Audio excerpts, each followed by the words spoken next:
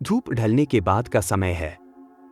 अजय और रोहित, दो घनिष्ठ मित्र, गांव के पुराने पेड़ के नीचे बैठे होते हैं। गांव के बुजुर्गों की मान्यता है कि गांव के किनारे वाले पुराने कुएं में भूतों का निवास है और सूरज ढलने के बाद वहां जाने की मनाही है। लेकिन अजय और रोहित साहस दिखाने के लिए उस कुएं के पास रात में जाने की ठान लेते हैं। अजय और रोहित हाथ में टॉर्च लेकर कुएं की ओर बढ़ते हैं। रास्ते में हवा सर्द हो जाती है और अजीब अजीब आवाजें उनके कानों में गूंजने लगती हैं।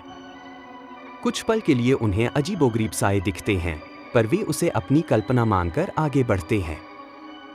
जब दोनों कुएं के पास पहुंचते हैं तो वहां का माहौल बहुत ही भारी और रहस्यमय लगता है। कुआं जर्जर हो चुका है और उसके चारों ओर काई जमी हुई है।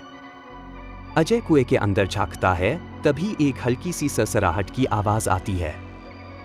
अचानक कुएं के अंदर से किसी के रोने की हल्की आवाज सुनाई देती है। अजय और रोहित सहम जाते हैं, लेकिन अजय हिम्मत करके आवाज का पीछा करने की ठानता है। रोहित उसे वापस लौटने के लिए कहता है, लेकिन अजय नहीं मानता। जैसे ही अजय कुएं के पास एक कदम और बढ़ाता है, एक धुंधली आकृति कुएं के अंदर से उठती है। सफेद साड़ी में लिपटी एक भूतिया महिला की आकृति दिखाई देती है, जिसके बाल बिखरे हुए हैं और चेहरा ढका हुआ है। उसके हाथ धीरे धीरे अजय की ओर बढ़ते हैं। आत्मा को देखकर अजय और रोहित बुरी तरह डर जाते हैं और तेजी से भागते हैं। रास्ते में पीछे मुड़कर देखते हैं तो आत्मा अब भी उनका पीछा कर रही होती है। वे गांव की ओर दौड़ते हैं, पसीने और डर से हांफते हुए। गांव पहुंचने पर वे आत्मा से बच जाते हैं और गांव के बुजुर्गों को घटना के बारे में बताते हैं। बुजुर्ग उन्हें बताते हैं कि वह आत्मा एक महिला की थी जो कई साल पहले कुएं के पास रहस्यमय तरीके से गायब हो गई थी और उसकी आत्मा अब वहीं भटकती है।